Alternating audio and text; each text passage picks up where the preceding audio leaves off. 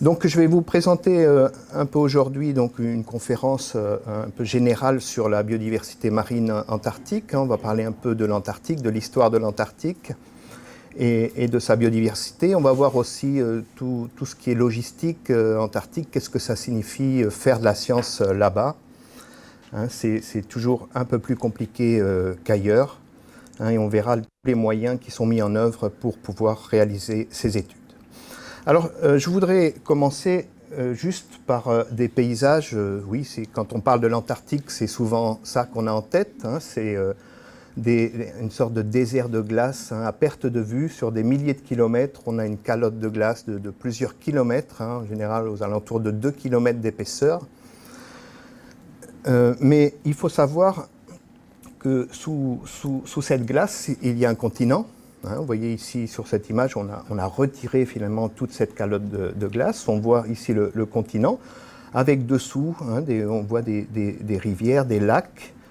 Hein, et en particulier, ici, on indique le lac Vostok parce que c'est un lac un peu emblématique où il y a eu des forages très profonds pour essayer d'atteindre cette eau pour voir s'il y avait de la vie à l'intérieur qui avait réussi à survivre, hein, à ces conditions extrêmes. Alors quand même, c'est de la glace, hein, pratiquement sur tout le continent, mais il y a quand même quelques zones où la roche affleure. Et c'est sur ces zones-là que des paléontologues ont trouvé des fossiles, hein, des fossiles de plantes et d'animaux qui nous dit que l'Antarctique n'a pas toujours été comme ça. Ça n'a pas toujours été juste un continent glacé. Alors, ça peut être assez impressionnant, mais c'est une reconstitution de l'Antarctique il y a 68 millions d'années. Vous voyez, c'est un continent luxuriant. Là, différentes espèces qui ont été retrouvées dans les zones où on peut trouver des fossiles. Il y en a encore très peu, mais on va sûrement en trouver beaucoup plus, hein, au fur et à mesure que la glace disparaît au bord du continent. On en reparlera, ça aussi. Alors on trouve dans les espèces végétales Araucaria, Nothofagus, c'est des arbres typiques qu'on trouve en Patagonie, en Amérique du Sud. Hein, on pense que les paysages étaient assez proches, hein, de ce qu'on trouve actuellement dans le sud, le centre-sud du Chili en particulier, hein, avec un grand nombre d'espèces déjà de dinosaures. Alors, si on avance un petit peu, on voit qu'il y a 40 millions d'années, le continent est toujours normal, on va dire, hein. Il a des forêts. Cette fois, bien sûr, on est passé par l'extinction des dinosaures. C'est les mammifères qui dominent et les oiseaux. Hein, et on a encore, hein, sur la base de fossiles qui ont été retrouvés, hein, différents types d'espèces qui ont été donc trouvées, hein, pour cette époque d'à peu près 40 millions d'années. Et puis voilà maintenant. Voilà ce que c'est l'Antarctique. Alors, qu'est-ce qui s'est passé? Hein, évidemment, il y a eu quelques catastrophes, on va dire, climatiques.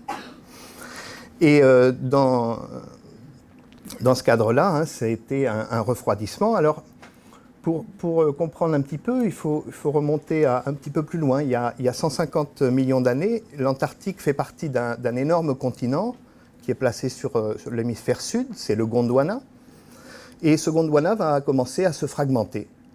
On a d'abord l'Afrique qui va se séparer, puis ensuite l'Australie, et finalement c'est l'Amérique du Sud qui va se détacher il y a environ entre 20 et 30 millions d'années. Donc cet isolement tectonique de l'Antarctique va être accompagné aussi de changements climatiques très importants, hein, probablement reliés directement avec cette histoire de mouvement de plaques. Et on voit ici grossièrement dessiné deux grandes périodes pour l'Antarctique. On voit en haut à gauche, on est aux alentours de 65 millions d'années. Et jusqu'à 35 millions d'années, on a une période plutôt chaude en Antarctique. Hein, à l'Éocène, il y a 50 millions d'années, l'Antarctique et le monde entier en général, hein, est bien plus chaud que ce qu'on connaît actuellement. Et puis, on va voir qu'il y a à peu près 30 millions d'années, les températures commencent à baisser. Et en particulier, vous voyez, aux alentours de 15 millions d'années, on voit une chute assez importante des températures. Je vais essayer de... Ah, il marche déjà? Oui. Vous voyez une chute beaucoup plus importante aux alentours de 15 millions d'années, et puis ça continue jusqu'à aujourd'hui.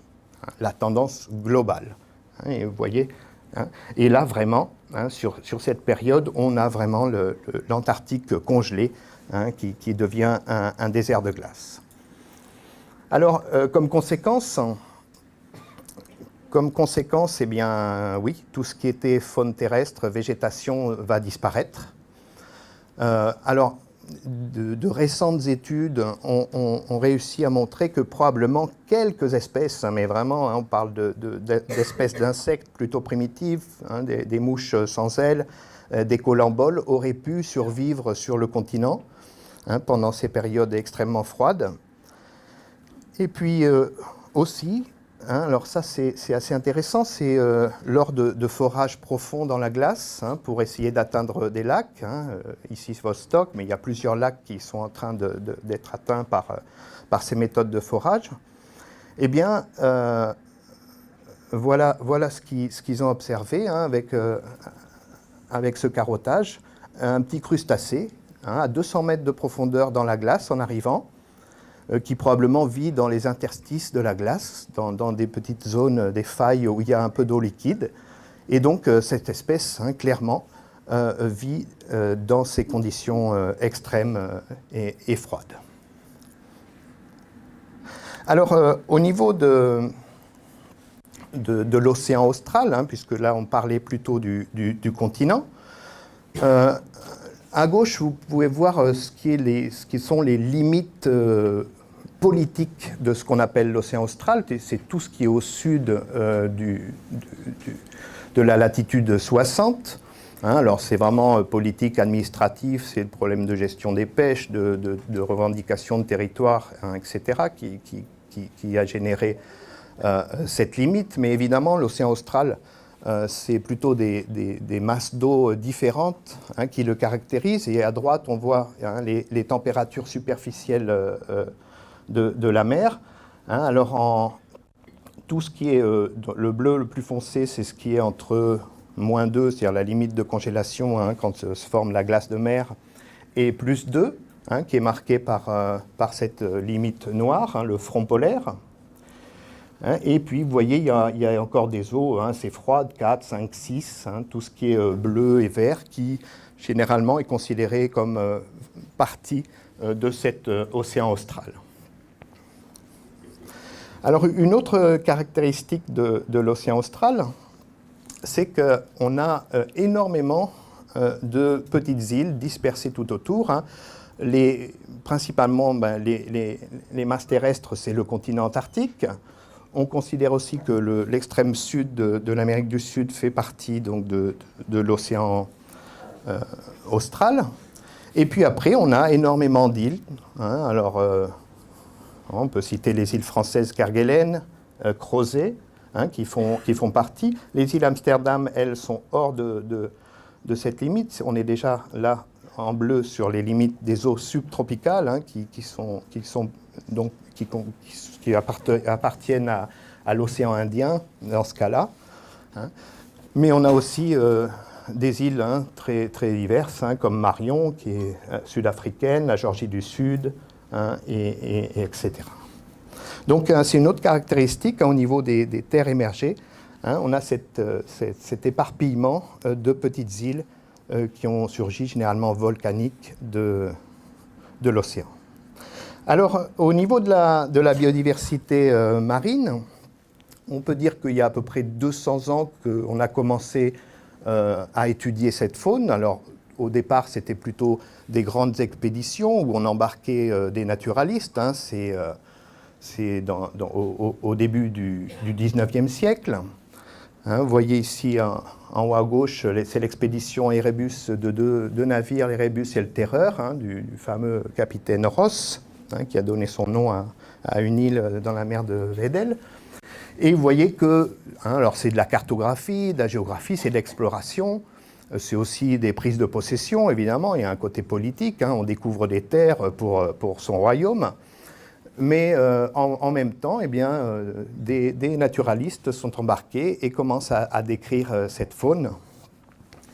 Et on voit ici, donc ça c'est un rapport qui a été écrit avec de belles illustrations sur la première description finalement de la faune antarctique. Et puis, ça ne va pas arrêter, ça va continuer. Des expéditions, là, je juste nomme quelques-unes. Le bateau Pourquoi pas du capitaine Jean-Baptiste Charcot, au début du XXe siècle, qui explore la péninsule antarctique, et toujours accompagné de travaux naturalistes et de zoologie. Je vais mentionner aussi dans les années 70 les expéditions du Marion Dufresne, qui a aussi fait la mer de Weddell et surtout, bien sûr, les îles françaises Kerguelen, où on voit, surtout durant cette période, il y a eu énormément d'efforts faits pour essayer de connaître la faune marine. Actuellement, il y a toujours le Marion Dufresne, c'est la deuxième version, c'est Marion Dufresne 2, qui continue à faire ce type d'études, mais aussi qui ravitaille les terres australes. Et puis, pour finir, juste mentionner peut-être un des projets les plus importants, c'est plus qu'une expédition, c'est au niveau international le recensement de la vie marine antarctique. Donc c'est tous les pays qui ont des bases et qui travaillent sur la zone, ont joint leurs efforts. Ici, on voit de toutes les couleurs là, tous les trajets des bateaux qui ont été utilisés pour faire un effort considérable sur la connaissance de la biodiversité dans tout l'océan austral. Vous pouvez voir sur cette figure un peu, c'est l'état des connaissances. Vous voyez le nombre d'espèces. Plus c'est rouge, plus on connaît. Forcément, c'est des zones plus étudiées que d'autres. Et plus c'est jaune, plus c'est vert, moins on a d'informations sur le nombre et les espèces qui vivent là. Alors, au niveau de la présence humaine en Antarctique, on pense qu'il n'y a pas grand monde. Ben si, quand même. Là, tous les points de couleur sont des bases. Sont des bases alors scientifiques, principalement, de différents pays. Il y a énormément de pays qui participent ou qui ont une présence sur le continent antarctique. Et on voit quelques zones en particulier où il y a des concentrations, et c'est la péninsule antarctique, on en reparlera. Les conditions sont un peu moins sévères là-bas pour comprendre pourquoi beaucoup de pays vont s'installer là.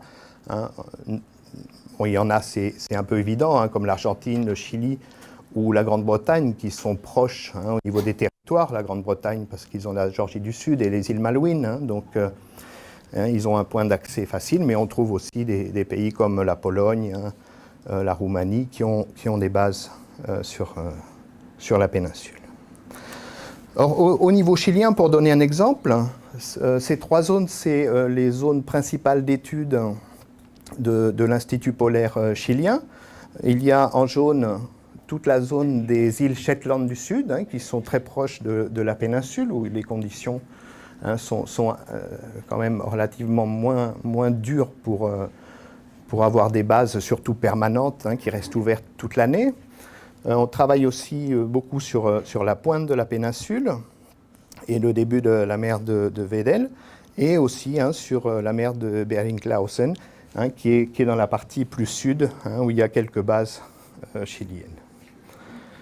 Alors une base antarctique, c'est pas forcément tout petit, vous voyez, c'est pas juste un refuge. Là, c'est la base principale Escudero ou Presidente Frei, et où on a une implantation assez ancienne du Chili. Mais on voit juste à côté, ici, on a une base russe, par exemple, qui est installée là sur une zone assez facile d'accès, on va dire, et surtout facilitée par la présence d'une piste d'atterrissage pour tous les transports logistiques. Voilà, vous voyez la localisation, c'est sur les îles Shetland. Voici une autre base, la seconde plus grande base chilienne, qui cette fois est sur la péninsule, un peu au nord de la péninsule. Vous voyez, il faut toujours essayer de trouver un bout de rocher pour pouvoir construire. C'est souvent des petites îles qui sont collées à la péninsule où on peut construire ce type de base. Alors,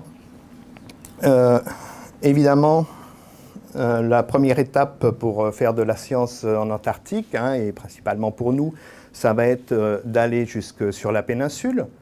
Hein, donc la première partie, c'est les transports. Alors, on a la chance d'avoir la possibilité d'user des transports aériens. Hein, alors, soit des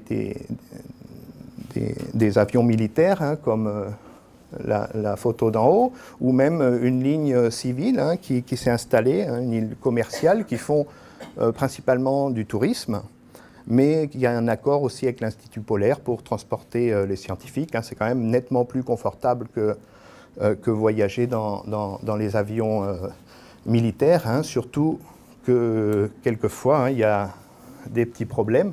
Hein. Ça, c'est un avion brésilien qui a raté son atterrissage. Hein, bon, et là, bon, ça faisait un moment qu'il était là, mais j'ai quand même retrouvé une petite vidéo de l'atterrissage raté, hein, avec les commentaires d'un Péruvien. On reconnaît l'accent. Hein, vous voyez, bon, ça n'a pas été dramatique, mais enfin, ça n'a pas été loin quand même. Et voilà, mais il y a toujours des morceaux, hein, ils sont en train de... Hein, c'était, je crois, en 2011 ou 12, hein, ils sont toujours en train d'enlever à chaque expédition, ils enlèvent des morceaux pour les rapatrier en Europe, en Amérique du Sud. Alors, si vous ne voulez pas prendre l'avion, vous pouvez prendre les bateaux, bien sûr. Hein, alors, ce n'est pas forcément mieux. Hein, vous voyez en bas à droite, d'ailleurs, c'est le Marion Dufresne qui fait route sur Kerguelen. Hein, et ça, c'était en 2013 avec Christian. On a eu donc, voilà, hein, c'est rien de vraiment exceptionnel. Hein, je crois que presque à chaque fois, il rencontre du mauvais temps, on va dire. Hein, mais sur la zone plus antarctique, je dirais, les conditions sont généralement un peu plus calmes. Hein. Vous voyez, ça, c'est le brise-glace chilien, hein, qui est vraiment dans la zone antarctique. Alors, une fois sur place, c'est bien d'arriver sur les bases principales, mais il faut encore se déplacer. Alors, hein, vous voyez, après, c'est plus sur les hélicoptères et sur des petits avions pour atteindre des zones un peu plus retirées ou sur des bases plus isolées, hein, où évidemment, hein, il faut quand même... Tout ça, c'est une logistique assez rude, hein, assez complexe. Et puis, en général, nous, une fois qu'on arrive sur nos points, c'est le dernier moyen de transport, c'est les Zodiacs, hein, pour aller plonger et pouvoir faire nos prélèvements sur la faune marine. Hein. Alors, hein, voilà quelques images de plongée, hein, une fois qu'on est sur place. Hein, donc, en général, en été, on n'a pas assez quand même pas à faire son trou dans la glace pour plonger. Ça, c'est les gens qui font ça, c'est quand ils sont en hiver là-bas. Hein. En été, la glace n'a pas disparu, mais au moins elle est cassée. On a juste, comme en bas à droite, des blocs de glace qui vont flotter au-dessus. Hein. Et vous voyez qu'il y a juste là des prélèvements ou de la faune. Hein, c'est un peu...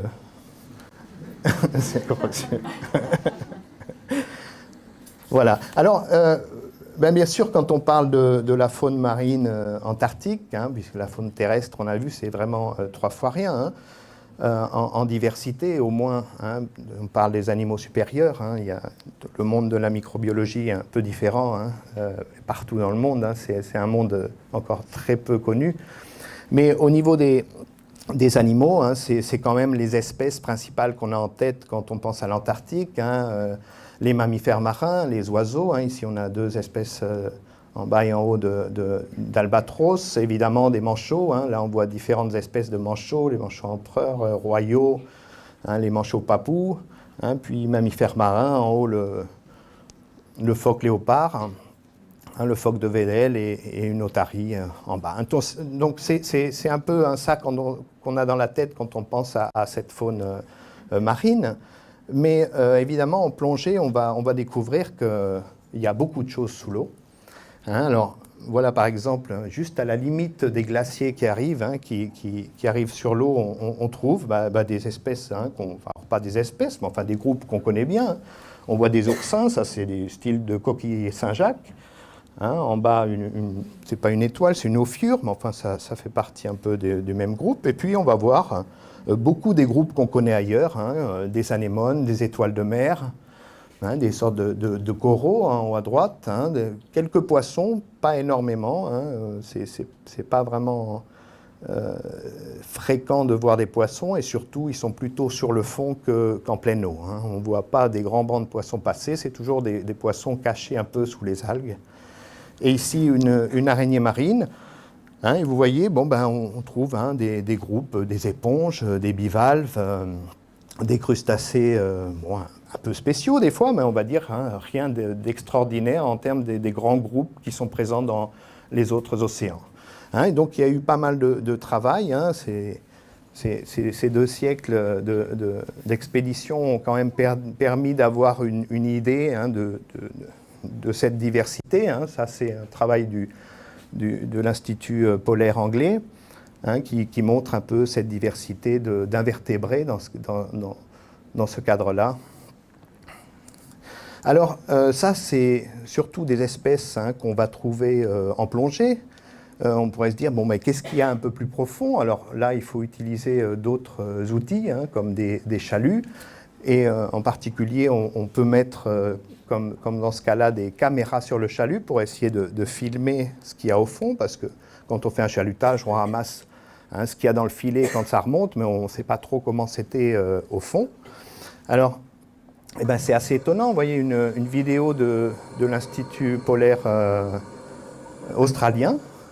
On est à plusieurs centaines de mètres. C'est la zone obscure, où il n'y a jamais de lumière.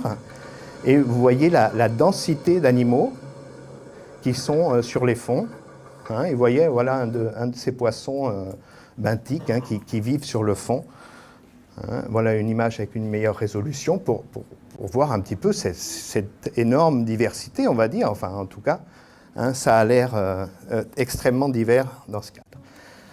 Alors, ça, c'est 2 affiches d'exposition qui ont été faites récemment, je crois qu'il y en a, oui, 2017, c'est dans des musées en France. Une explosion de vie. Alors, bon, il faut quand même regarder, parce que c'est vrai qu'on voit beaucoup d'animaux, c'est très divers, mais avant de dire que la biodiversité antarctique est extraordinaire, il faut aller compter aussi. On va aller compter. Et ces grandes expéditions et les dernières expéditions entre 2005 et 2010 ont permis de faire des comparaisons avec d'autres régions. Vous voyez, c'était ce projet de recensement. Alors, le recensement antarctique était inclus dans un recensement, dans un effort mondial sur 10 ans pour mieux connaître les océans, jusqu'en 2010. Et donc, les premiers bilans en sortent. Et donc, vous voyez, il y a plusieurs régions, l'Alaska, l'Antarctique, l'Atlantique de l'Est, l'Australie, etc. Et on va comptabiliser le nombre d'espèces ici. Et donc en Antarctique, on en est à peu près à 8300 espèces, peut-être un peu plus maintenant, 8500. On estime qu'il pourrait y en avoir jusqu'à 15 000. Mais si on compare un peu avec le reste, c'est pas trop mal, 8000. Mais si on divise un peu la richesse d'espèces par la superficie, c'est-à-dire par la superficie de l'océan austral, là, c'est les valeurs divisées par 1000 km², eh bien ici, on a le nombre de nouvelles espèces trouvées chaque fois qu'on explore 1000 km² de plus. C'est pas lourd. On a 0,4 espèces nouvelles chaque fois qu'on explore 1000 km². C'est-à-dire, alors, qu'est-ce qui explique ça principalement, c'est que l'océan austral est énorme. Donc, même s'il a une diversité assez importante, si on divise par cette surface, le nombre d'espèces par unité de surface est très faible. Et l'Antarctique est bon dernier quand on le compare avec toutes les autres régions du monde sur ces indices de biodiversité. Alors quand même, l'Antarctique se sauve la mise, grâce au taux d'endémisme des espèces. Qu'est-ce que ça veut dire? Le taux d'endémisme, l'endémisme, c'est quand une espèce est propre d'une seule zone. Hein, c'est-à-dire qu'on va la trouver dans l'océan austral et nulle part ailleurs. Et si on compare ces niveaux d'endémisme dans ces mêmes régions, eh bien on voit que l'Antarctique est en tête, hein, avec la Nouvelle-Zélande, hein, et loin devant beaucoup d'autres régions du monde. Ça veut dire que la faune marine antarctique, hein, est très importante dans le sens où elle n'est seulement que dans l'océan austral, elle ne déborde pas sur d'autres zones géographiques, sur d'autres océans. Hein, et ça lui donne bien sûr une valeur propre, hein, pour l'Antarctique. Alors, on a eu aussi des synthèses sur la biodiversité qui ont été publiées. Ici, c'est deux ouvrages principaux, un en 1969 et un il y a 2 ans, hein, sur la biodiversité, oui, mais aussi sur la biogéographie. C'est-à-dire que cette fois, on ne va pas seulement s'intéresser à combien d'espèces, mais quelle est la distribution de ces espèces, c'est-à-dire où est-ce qu'on va les trouver dans l'océan austral? Est-ce qu'elles occupent tout l'océan austral? Est-ce qu'elles occupent une petite portion de l'océan austral? Donc on va chercher les limites géographiques de toutes ces espèces. Et on va aussi s'intéresser, quand on parle de biogéographie, à l'histoire évolutive de ces espèces. Comment elles ont été formées, quand ça, et à partir de quels événements principaux de l'histoire de l'Antarctique. Alors au niveau de la biogéographie, quand on fait un peu une synthèse de toute cette faune, de toute cette biodiversité, les conclusions sont un peu toujours les mêmes, c'est-à-dire qu'on trouve 2 grandes zones. Une zone antarctique qui est en bleu, c'est-à-dire bleu foncé et bleu clair, c'est ce qu'on va considérer comme la faune proprement antarctique, et en rouge et en rose, une faune subantarctique, qui va être différentes, alors pas complètement différentes, mais suffisamment pour distinguer 2 zones géographiques bien distinctes dans l'océan austral, qui va être une zone antarctique et l'autre subantarctique. Alors, pour essayer de comprendre un peu l'histoire évolutive de ces espèces, nous, on travaille principalement avec des outils génétiques.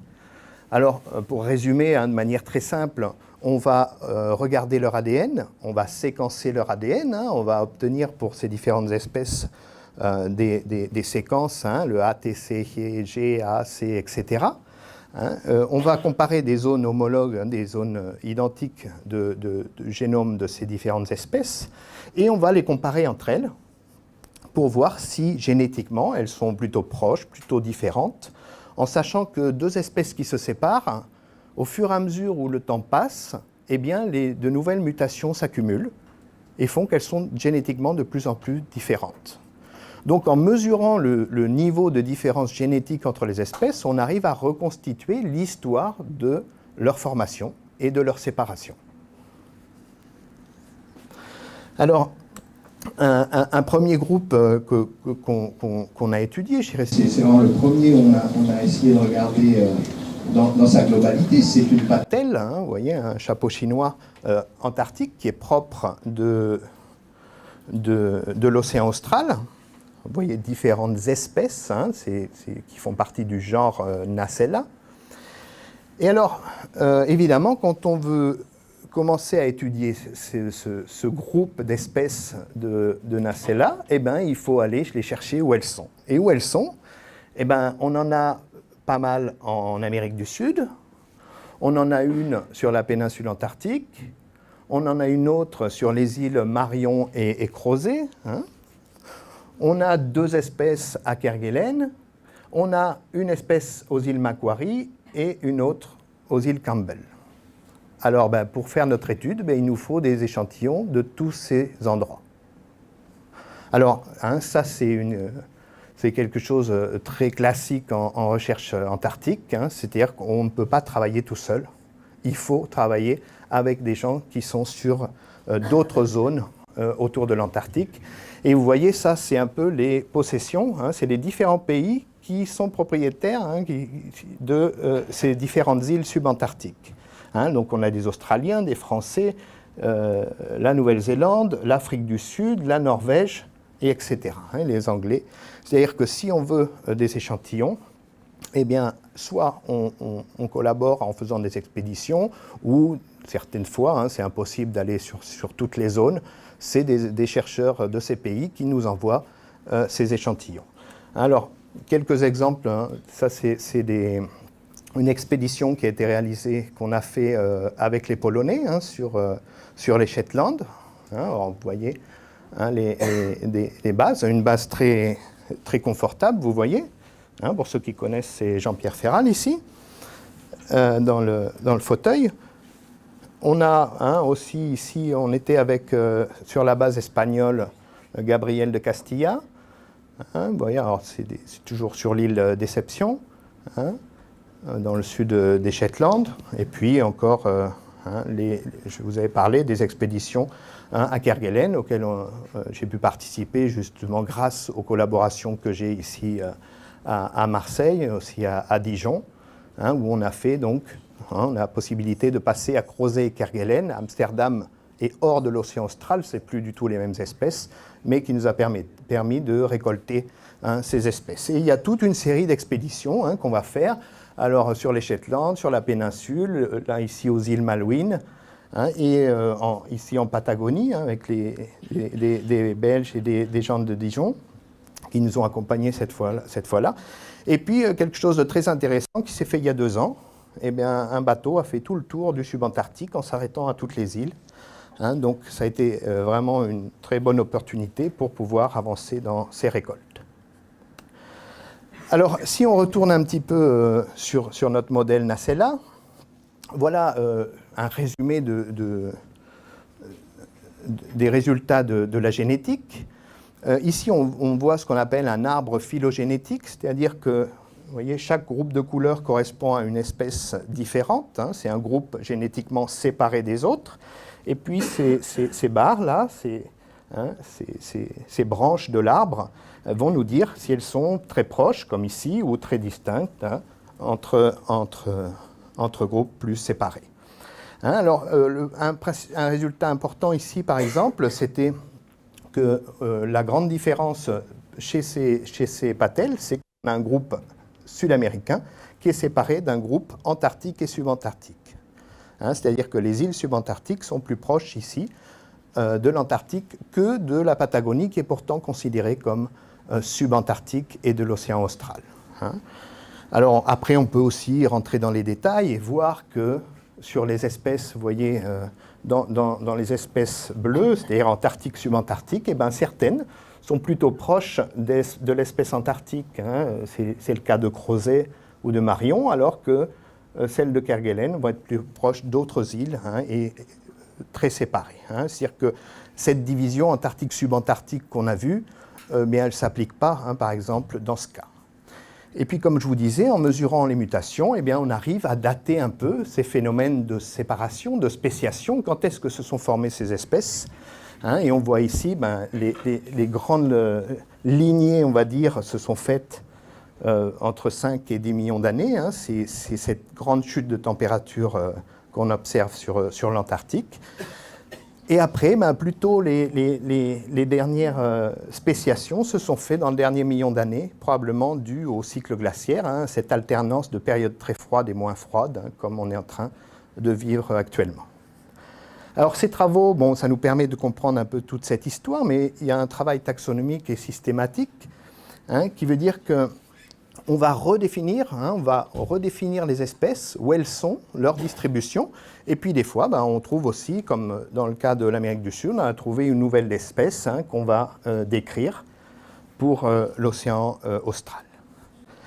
Alors, en parlant de nouvelles espèces, je vais vous montrer l'étude très rapidement de ce petit bivalve, du genre Achyoldia.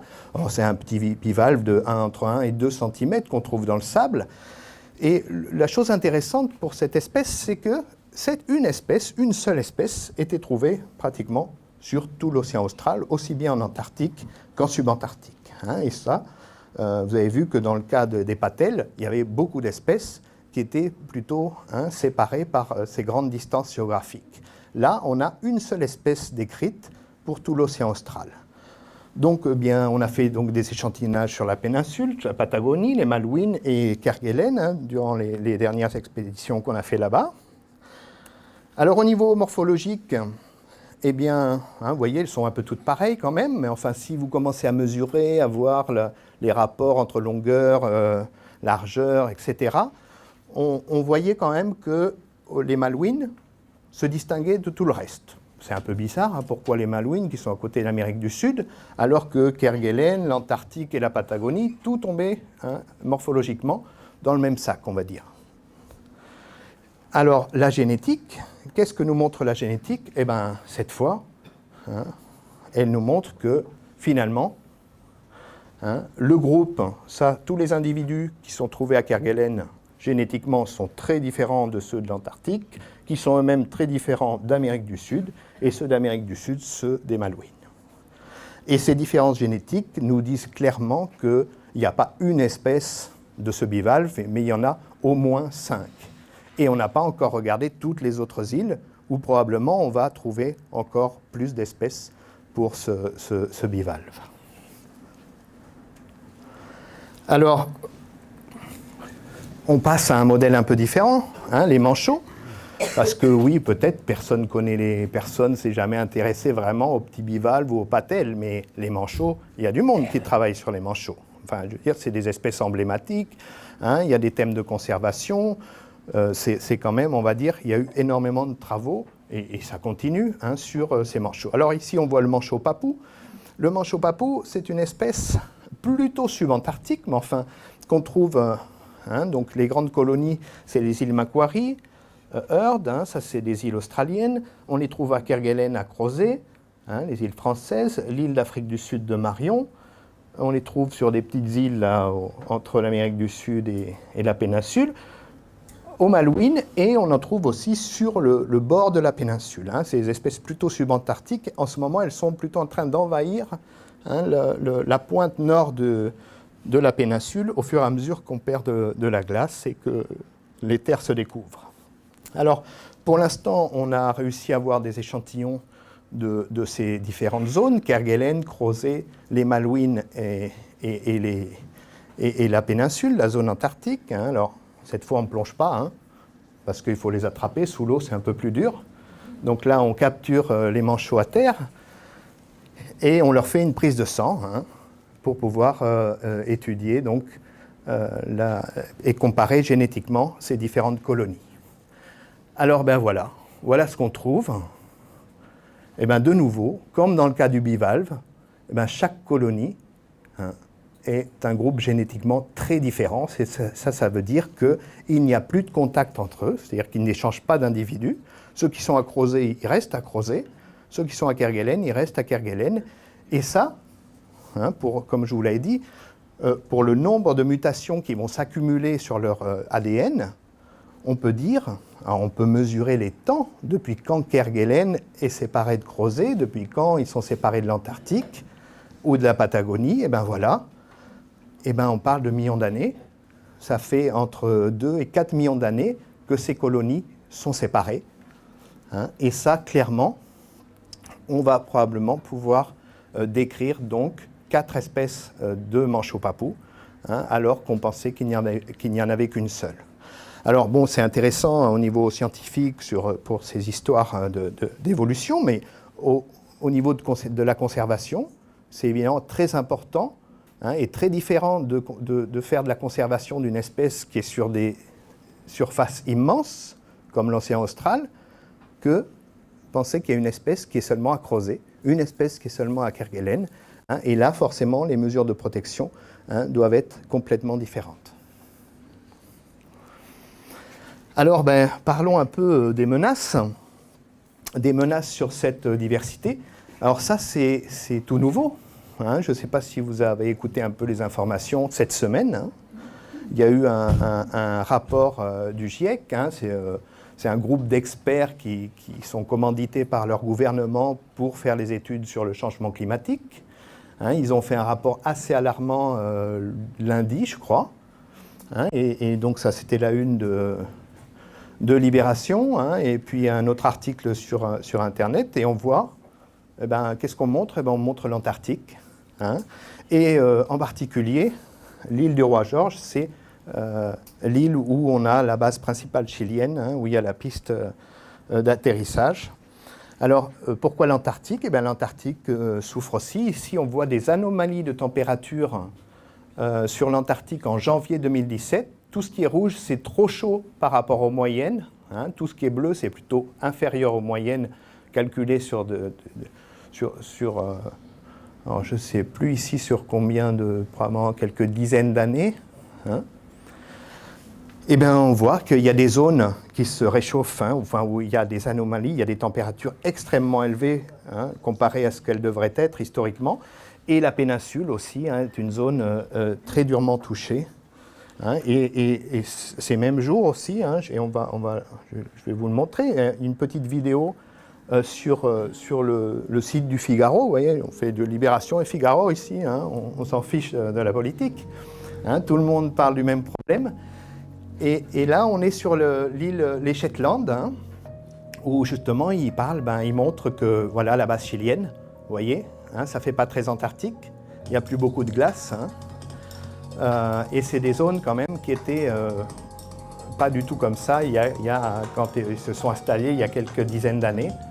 Hein, et voilà le fameux Papou qui est heureux parce qu'il n'y a plus de glace. Hein, les colonies sont en train d'augmenter en Antarctique, alors que les espèces comme l'Adélie sont en train de reculer, hein, justement pour... bon, il y a de l'espoir pour les algues, hein, apparemment, mais hein, l'autre donnée qui est assez forte là, c'est que la mer aussi se réchauffe. Hein, il n'y a pas que la Terre. Et on a, oui, observé des températures sur l'Antarctique, sur la péninsule, qui arrivent à 3 degrés. Hein, et ça, c'est énorme. Hein, ça, c'est déjà des eaux subantarctiques, hein, à Kerguelen. À Kerguelen, ça varie entre 1 degré au plus bas et 8-9 au plus chaud. Hein, donc, on commence à avoir des eaux qui superposent en fait leur température. Hein, on a des moments où oui, la péninsule antarctique ressemble plus au subantarctique qu'à l'Antarctique.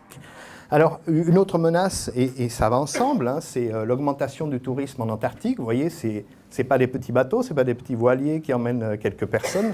On a du tourisme de masse, ça y est, en Antarctique, avec des quantités de gens qui descendent. Alors, le problème, bon, à part pollution, il y en a déjà qui ont coulé, enfin, etc. Mais enfin, le problème, c'est surtout le transport d'animaux, hein, et d'espèces marines, en particulier, qui viennent de Patagonie en particulier. Hein, c'est surtout de là que sortent ces bateaux, hein, qui vont sur la péninsule.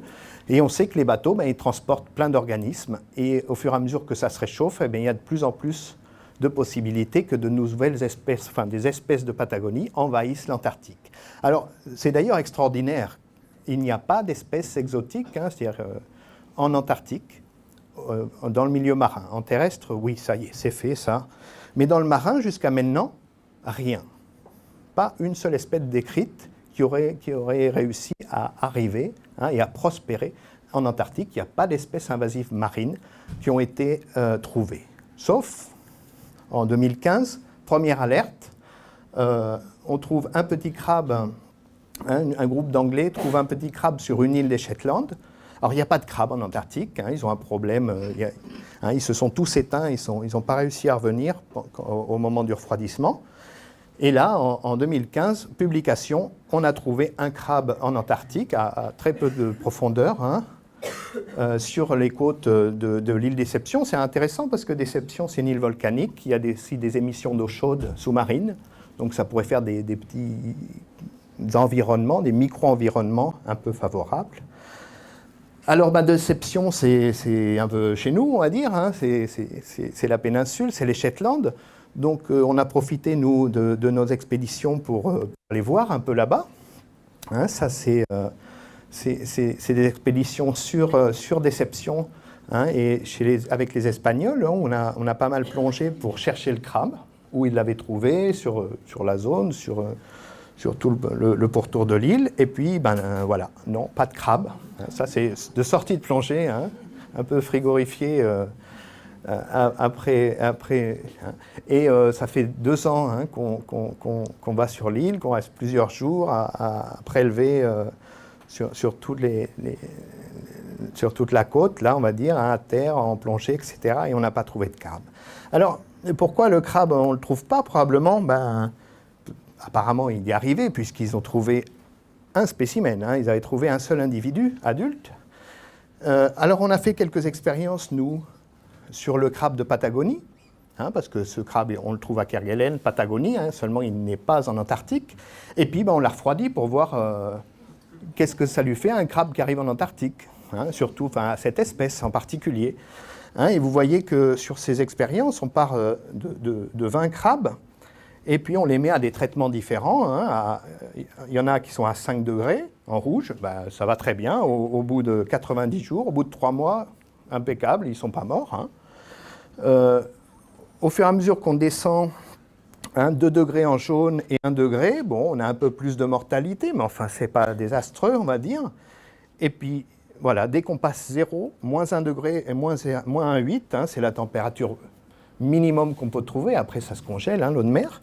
Eh bien non, au bout de 2 mois à 0 degré, ils sont tous morts, et puis aux températures antarctiques d'hiver, ils ne peuvent pas survivre. Donc là, cette fois, c'est plus une barrière physiologique qui fait que probablement, même s'ils arrivent sur l'Antarctique, ils ne passent pas l'hiver. Alors, jusqu'à quand? Parce que justement, ces modèles climatiques, on voit ici des projections sur les températures superficielles à 100 ans pour la mer. On voit que ça se réchauffe énormément. Alors, je ne sais pas dans quel scénario, il y a plein de scénarios différents, si on arrête les émissions de CO2, si on ne les arrête pas, si on les arrête un peu. Mais en gros, l'idée est là, c'est-à-dire qu'il va arriver un moment où les crabes ils vont arriver et ils vont survivre et ils vont s'installer, et probablement pas que les crabes, c'est-à-dire qu'on va avoir d'un coup une arrivée assez massive d'espèces qui vivent dans le subantarctique ou dans les eaux tempérées froides et qui pourraient arriver sur le continent antarctique. Voilà, donc je veux finir pour remercier toute la logistique des instituts polaires, ici anglais, français, l'IPEV, l'Institut Antarctique, le programme Protecare qui nous permet justement de réaliser ces expéditions à Crozet et Kerguelen, des collaborateurs très proches avec qui on travaille sur ce projet au Chili, les collaborateurs internationaux avec